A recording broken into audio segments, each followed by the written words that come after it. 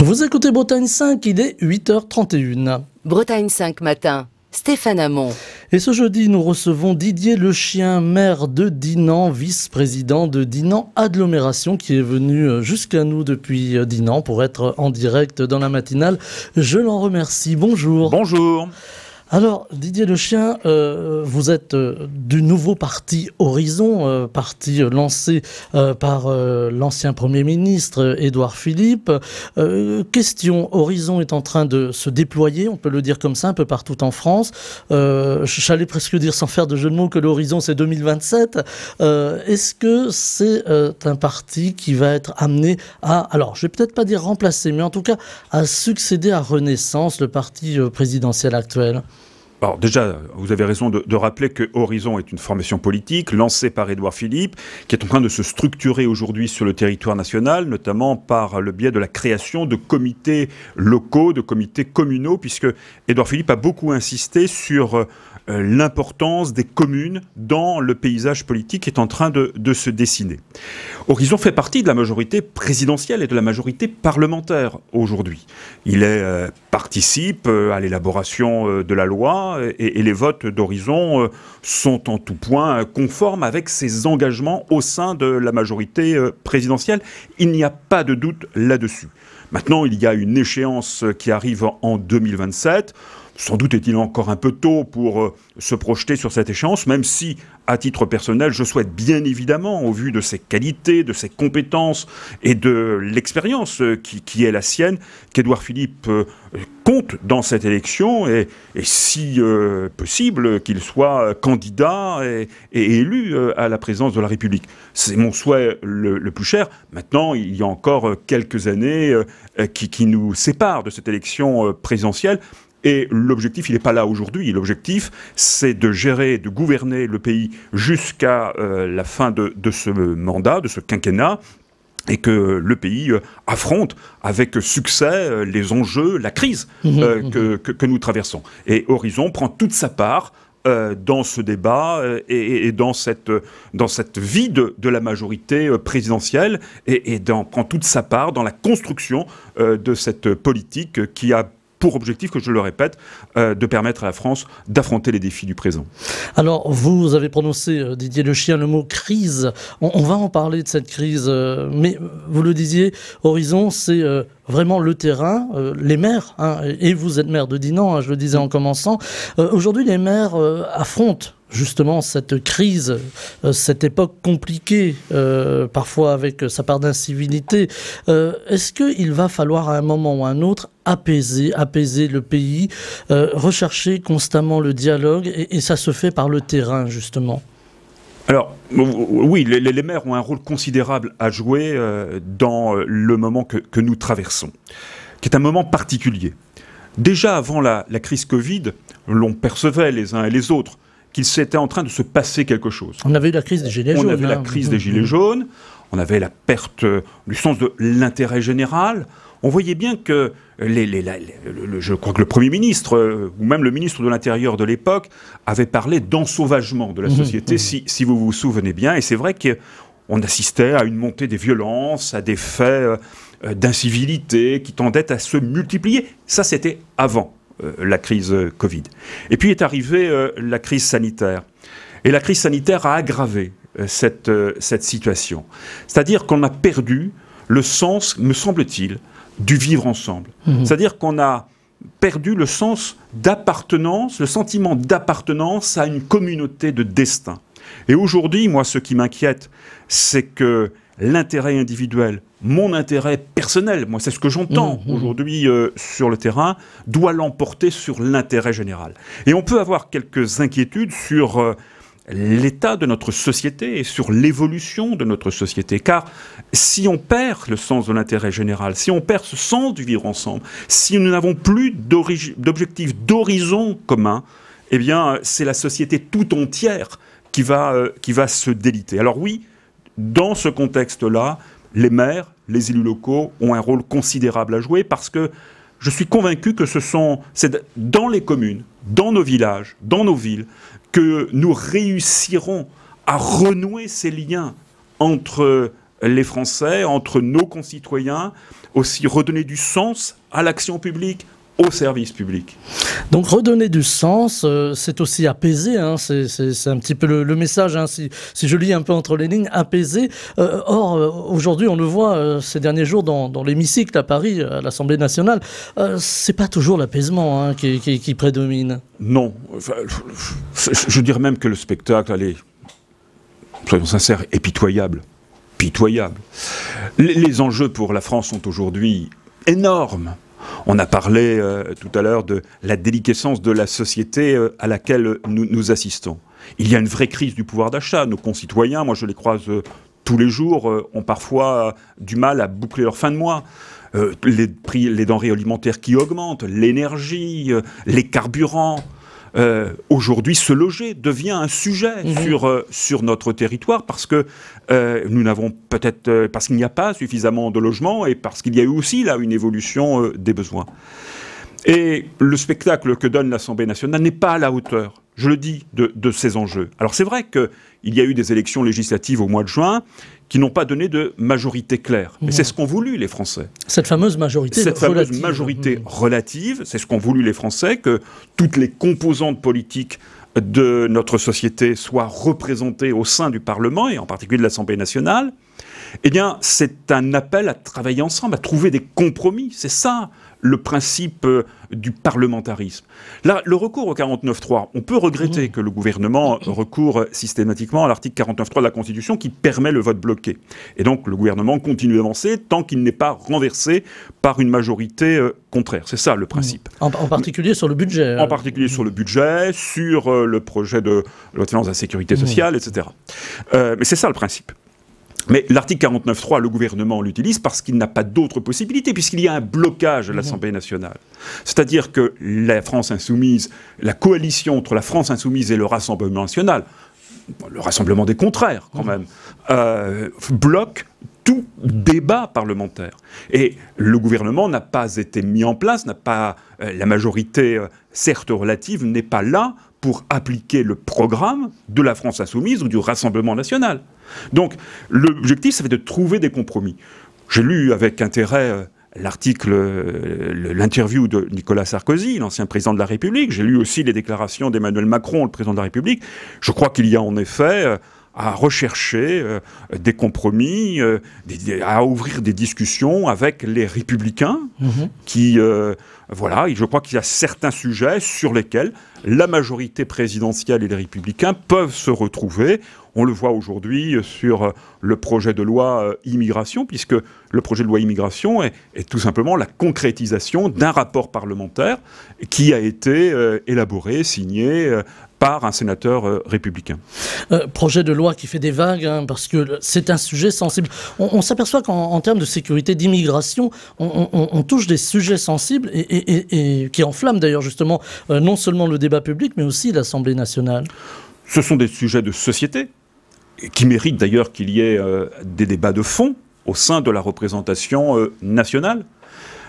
Mais le spectacle que nous a donné l'Assemblée sur ce sujet-là, il n'est pas à la hauteur, là encore, des enjeux. Ce ne sont pas les invectives, ce ne sont pas les propos racistes qui doivent être condamnés avec fermeté, sans discussion, sans négociation, et les auteurs doivent être sanctionnés. Il n'y a pas d'alternative. Parce que la France est un pays de fraternité. Je dirais que c'est un des piliers du pacte républicain, la liberté, l'égalité et la fraternité. La France est un pays de fraternité. Et donc, nous avons, à l'échelle du monde, parce que Victor Hugo parlait de la grande nation, nous avons une vocation universelle. Nous avons, à l'échelle du monde, une responsabilité particulière. Et on ne peut pas résumer la France aux invectives, aux propos haineux qu'on peut entendre ici et là. Au contraire, la France, c'est un pays d'accueil, bien sûr, d'accueillir dans la limite des capacités qui sont les nôtres. Comme disait Michel Rocard lorsqu'il était Premier ministre d'un gouvernement socialiste, la France n'a pas non plus vocation à accueillir toute la misère du monde, parce qu'on ne peut pas le faire. Et parce que ces personnes qu'on accueille, elles doivent être accueillies dans les meilleures conditions possibles. Et ceux qui ne respectent pas justement les lois de la République n'ont pas vocation à rester en France et doivent quitter le territoire national. Voilà, lorsqu'on arrive dans un pays, on en accepte toutes les lois. Alors, la France dans le monde, hein, vous avez parlé de cette France, de rayonnement de la France. On voit aujourd'hui un monde en profonde mutation. On a cette guerre en Ukraine, cette guerre avec la Russie, guerre compliquée, guerre longue, alors qu'on imaginait que la Russie allait faire une bouchée de l'Ukraine. Non, il y a eu cette grande résistance des Ukrainiens. Et puis, guerre aussi, quelque part, un petit peu plus à l'est, allais-je dire, avec la Chine et Taïwan. On voit aussi la Corée du Nord qui s'agite. Aujourd'hui, la France pèse dans le monde. Elle discute avec Poutine, par exemple. On l'a vu avec le président de la République. Est-ce qu'il va falloir que la France, et peut-être aussi au-delà de la France, l'Europe, s'affirme dans ce concert des nations et pèse encore plus parce qu'on a perdu un petit peu au fil des années? On vit un monde bouleversé. Je dirais qu'on a cru, c'est un politologue américain, Francis Fukuyama, qui avait sorti un ouvrage qu'il avait titré « La fin de l'histoire ». On pensait tous, moi aussi, qu'avec la chute du mur de Berlin, eh bien, voilà, on arrivait dans une longue période de paix. Et les pays européens se sont dit, tirons les dividendes de la paix et réduisons nos dépenses militaires, ce qu'ils ont fait. Hein. On est passé... À un moment, les dépenses militaires représentaient 4% du produit intérieur brut en France. On était passé à un petit peu plus de 1%. Et pourtant, on était, avec la Grande-Bretagne, le pays qui était le mieux équipé de ce point de vue en Europe. Oui, on vit une période compliquée, une confrontation entre les démocraties et les régimes autoritaires. La Russie, la Chine, l'Iran, la Corée du Nord d'un côté... soutenus par quelques affidés, et puis les démocraties, en particulier occidentales, de l'autre. Et cette confrontation, elle se traduit parfois par des moments extrêmement chauds, comme celui que nous vivons aujourd'hui entre la Russie et l'Ukraine. Moi, je veux saluer d'ailleurs la résistance, l'héroïsme du peuple ukrainien qui, on le disait tous les observateurs l'écrivaient, les experts militaires disaient en 15 jours, l'Ukraine aura disparu, la Russie se sera installée, aura installé un régime fantoche, l'armée ukrainienne ne représente rien. Presque un an après, 24 février, ça fera un an. Un an après, qu'est-ce qui se passe? Le peuple ukrainien est héroïque, il résiste, et au contraire, il commence à reconquérir son territoire, et c'est l'armée russe qui est aujourd'hui en difficulté. Alors c'est vrai que l'Ukraine est très aidée par l'Occident, en particulier à commencer par les États-Unis, qui fournissent 90% des munitions et des matériels militaires. Mais ceci doit nous... Et j'entends aussi les uns et les autres qui appellent à la discussion avec Poutine. Mais moi, je suis un peu un historien, moi je me rappelle ce qui a pu se passer autrefois. Est-ce qu'il fallait discuter au moment des accords de Munich avec les régimes autoritaires italiens et allemands, avec Adolf Hitler? Il y a des moments où il faut clairement, fermement affirmer ses positions.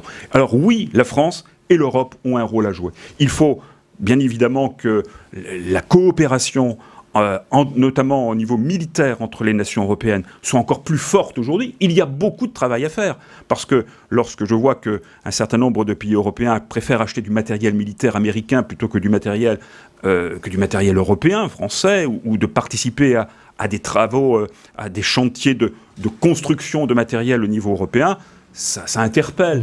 Mais oui, il faut une communauté européenne de défense. Et il y a un grand costarmoricain qui avait déjà lancé cette idée. C'était René Pleven, qui était un grand Dinanais, qui, dès 1954, avait lancé cette idée de communauté européenne de défense. Et il faut aller vers là. Il faut que l'Europe s'organise au niveau militaire, tout en restant bien évidemment dans le cadre de l'OTAN, parce que nous avons besoin de la coopération, de l'alliance avec les États-Unis d'Amérique. Et la France, oui, elle a une voix à porter dans le monde, elle a un message à délivrer, la recherche de la paix, bien évidemment, l'affirmation des principes de liberté, de fraternité que j'évoquais tout à l'heure. Et la liberté ne peut pas se faire à n'importe quel prix. La paix ne peut pas se faire à n'importe quel prix et ne peut pas se faire au prix de l'oppression des peuples. On a vu, Didier Le Chien, dans cette guerre, la Russie, finalement pas aussi forte, si vous permettez le terme, qu'on pouvait l'imaginer. Vous le soulignez, l'Ukraine a fait preuve d'une grande résistance. Les Ukrainiens ont été on fait bloc en fait face aux Russes, aidés effectivement par les pays occidentaux et l'Amérique en premier lieu. On voit aussi une guerre sur un autre terrain, la cyberguerre, la guerre d'influence aussi. On voit quand même les Russes qui recrutent des espions qui s'infiltrent grâce à certains sites comme le Bon Coin pour essayer de recruter des étudiants. Ça se passe dans nos campagnes. Voilà, il faut quand même voir les choses à notre porte. Est-ce qu'aujourd'hui, il va falloir être prudent aussi, même au niveau le plus local, sur ces réseaux d'influence qui peuvent se mettre en place, parfois économiques aussi? Alors, il ne faut pas tomber non plus dans la psychose. Alors, sans tomber dans la paranoïa, on est bien d'accord. Voilà, faut pas... il faut quand même faire... Voilà, faut pas faire attention, mais il faut être vigilant. Bien sûr qu'il faut être vigilant. Ces pays autoritaires que j'évoquais tout à l'heure, la Russie, la Chine, l'Iran, la Turquie aussi, la Corée du Nord, ont intérêt à déstabiliser les démocraties occidentales. Rappelons-nous ce qui s'est passé à l'occasion des élections américaines. Rappelons-nous ce qui s'est passé en 2017 à l'occasion des élections présidentielles en France, où des réseaux d'influence ont cherché à faire passer ce qu'on appelle des fake news, c'est-à-dire de fausses informations, pour influencer le résultat de l'élection, que ce soit aux États-Unis ou en France. Donc oui, c'est une réalité aujourd'hui, en se servant des réseaux sociaux. Les réseaux sociaux, c'est à la fois un outil au service de la démocratie, mais c'est un outil qui peut aussi fortement déstabiliser la démocratie. Donc il faut bien évidemment être vigilant. Et la presse, qu'elle soit radiodiffusée comme la vôtre, qu'elle soit télévisée, la presse ou papier, ont un rôle considérable à jouer justement pour mettre un terme à ces fake news, pour faire en sorte que tout le monde ait le même niveau d'information et conserve son esprit critique pour pouvoir résister, je dirais, à ces tentatives d'influence, d'immersion, de faire en sorte que les sociétés occidentales, qui sont très ouvertes finalement au débat, qui sont très ouvertes à ce genre de process, eh bien, ne sombrent pas, ne se délitent pas encore davantage. On l'a vu, hein, par exemple, on a parlé des Gilets jaunes tout à l'heure, on a vu la façon dont la presse russe, je pense à RT notamment, ont utilisé ce mouvement des Gilets jaunes, la façon dont ils ont couvert le mouvement des Gilets jaunes. Et c'est très révélateur des intentions de ces régimes autoritaires vis-à-vis des démocraties occidentales, qui sont forcément des régimes un peu fragiles, parce qu'il y a le débat politique, parce qu'il y a les désaccords, parce qu'il y a les élections, et qui sont forcément des débats. Mais comme disait Churchill, ce sont les plus mauvais des régimes, à l'exception de tous les autres. Donc pour conclure, ce sont les meilleurs des régimes. Voilà. On va parler aussi de cette crise qui nous touche. Alors crise évidemment induite aussi par la guerre en Ukraine, crise induite aussi, alors dans d'autres domaines, on va parler de l'énergie, ça va encore nous ramener forcément à cette guerre en Ukraine et à la Russie, mais aussi parce qu'on n'a pas forcément toutes les capacités de production électrique en service sur notre territoire, et ça a des impacts, sur la vie de tout un chacun, et ça a aussi des impacts sur les collectivités locales. On en a parlé ici au micro de Bretagne 5, alors moi je voulais vous demander, Didier Le Chien, vous qui êtes maire de Dinan, quel impact ça a, la crise énergétique, sur une ville comme Dinan par exemple? Considérable. Le président de l'Association des Petites Villes de France, nous avons accueilli à Dinan il y a quelques semaines le congrès des Petites Villes de France, donc Christophe Bouillon, qui en est le président national, dans son discours a parlé de risques pour les collectivités, en particulier pour les villes, de burn-out territorial. On est là aujourd'hui, on en est là. Le prix de l'énergie, qui connaît une très très forte augmentation, Dinan, c'est à peu près 700 000 € de dépenses d'électricité. Nous allons sans doute passer à 1,6 million. 1,6 million €. Voilà, l'augmentation est considérable. Donc pour cela, nous avons pris un certain nombre de mesures, bien évidemment. Nous avons par exemple réduit l'éclairage public. Aujourd'hui, à 22 heures, tous les quartiers périphériques sont éteints. Et sur le centre historique, là où il y a les restaurants, les bars, les cinémas, on passe à un lampadaire sur deux à compter de 22h et 23h le week-end. Les éclairages de Noël, on a réduit la période, à la fois l'amplitude horaire et aussi l'amplitude temporelle. Donc on prend un certain nombre de mesures sur le chauffage, limite à 19 degrés dans les bureaux, la température. Donc oui, on prend, mais ça ne suffira pas. Le risque aujourd'hui, c'est que les collectivités locales, notamment l'année prochaine, ne soient plus en capacité d'investir. Je rappelle quand même que 70% de l'investissement public est porté par les collectivités territoriales, et en particulier par le bloc communal. Commune et intercommunalité. Avec aussi une obligation d'équilibre des communes. Ah oui, alors bien sûr, avec, à la différence de l'État qui, lui, peut voter son budget en déficit, les communes sont tenues, obligées de voter leur budget en équilibre. Donc, de toute façon, si on engage 1 euro de dépenses, il faut que derrière 1 euro de recettes. Donc, il faut... Voilà, le budget... Donc, plus les dépenses augmentent, il faut trouver des recettes ailleurs, et la variable d'ajustement, ça va être les investissements. Ça veut dire donc que l'investissement, le risque, aujourd'hui, c'est que les investissements des collectivités territoriales diminuent, et diminuent en des proportions importantes. 70% de l'investissement public porté par les collectivités locales, ça veut dire que si l'investissement diminue, ça veut dire que ça va impacter directement les entreprises, bâtiments, travaux publics, et donc l'emploi. Donc le risque, il est réel aujourd'hui. C'est un petit peu une réaction en chaîne, hein, si vous me permettez. C'est une réaction en chaîne, avec certaines communes qui s'interrogent de savoir comment elles vont équilibrer leur budget l'année prochaine. La facilité, ce serait d'augmenter les impôts. Je rappelle que la taxe foncière, au terme de la loi de finances, qui est en cours d'adoption par le Parlement, va augmenter sans doute aux alentours de 7%, non pas du fait des communes, mais du fait de la revalorisation des bases. La taxe d'habitation, on n'en parle plus, elle est dans la suppression. La taxe foncière, elle va augmenter de 7%. Mais la taxe foncière, elle est payée par qui? Elle est payée uniquement par les propriétaires. La facilité, ce serait, que feront peut-être certains collègues, ça va être d'augmenter les taux communaux, puisqu'on vote les taux communaux. Mais dans une période où le pouvoir d'achat est fortement impacté, alors que augmenter les taux des impôts locaux, moi, je m'y refuse. D'autant qu'il y a de petits propriétaires. On imagine propriétaires très riches, mais il y a des petits propriétaires. Pas du tout, vous avez raison de le dire. On peut être propriétaire d'un petit T2 dans le centre-ville de Dinan et payer l'impôt, bien sûr, et on paye la taxe foncière. Voilà.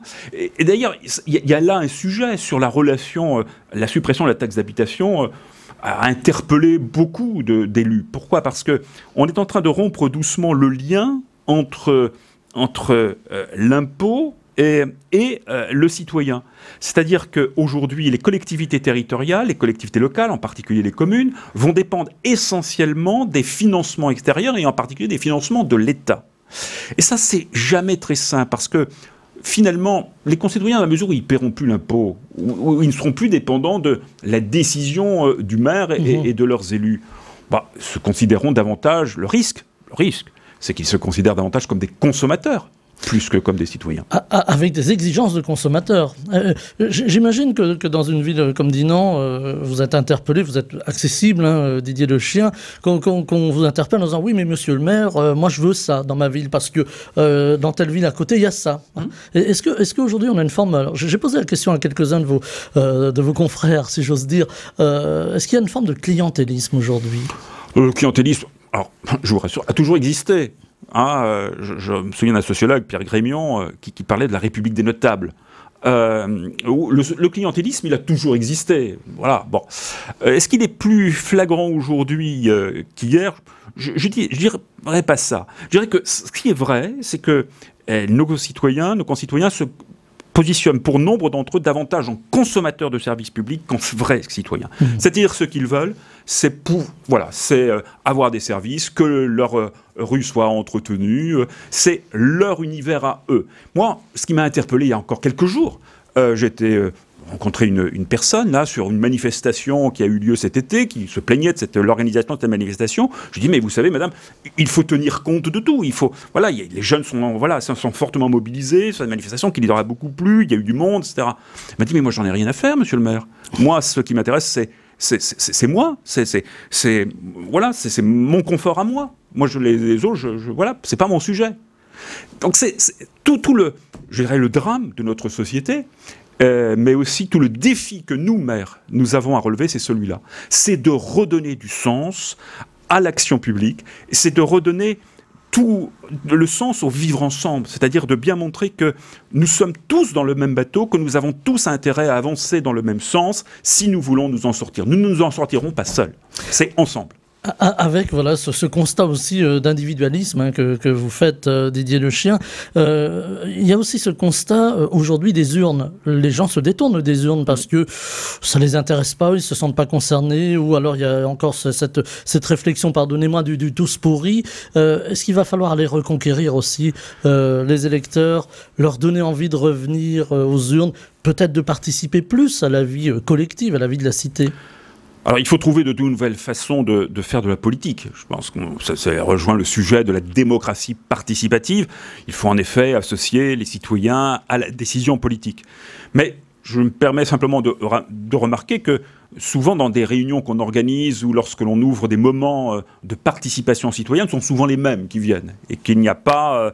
il y a parfois des pans entiers de la population qui se sentent éloignés de l'action publique. Et ça ne va pas être simple. Et le sujet qui peut se poser la prochaine fois pour les élections municipales, qui sont aussi victimes de ce désintérêt, les dernières élections municipales, certes, elles étaient liées dans un contexte particulier, un contexte sanitaire particulier, mais néanmoins, le taux de participation a été plus faible qu'auparavant. C'est qu'à la fois, on ait un désintérêt de la population, mais aussi qu'on ait du mal à trouver des candidats. Mmh. Et moi, je commence à le sentir, c'est-à-dire en disant, oh là là, là, ça devient compliqué, moi, je vais d'abord m'occuper de moi avant d'aller m'occuper de la collectivité. Mais oui, il va falloir trouver des nouveaux moyens pour faire participer la population et faire comprendre que l'action, le débat municipal notamment, c'est pas vraiment un débat politicien, c'est vraiment la politique du quotidien. Et il y a un petit point d'ailleurs de vigilance, c'est qu'aujourd'hui on est en train d'assister à la mise en place de deux vies politiques parallèles, une vie politique nationale et une vie politique locale, avec des relations qui se font difficilement, et ça c'est l'effet du cumul des mandats. Il va falloir qu'on trouve la solution pour justement renouer le lien entre le personnel politique national et le personnel politique local. On va devoir s'arrêter là, Didier Le Chien, ça va très vite le matin. Je rappelle que vous êtes maire de Dinan, vice-président de Dinan Agglomération, et que, évidemment, vous êtes impliqué pleinement dans Horizon, le nouveau parti de l'ancien Premier ministre Édouard Philippe. Voilà. Merci infiniment d'avoir été avec nous ce matin. Merci. Je vous souhaite une très belle journée. Merci beaucoup. Bretagne 5 matin, Stéphane Hamon.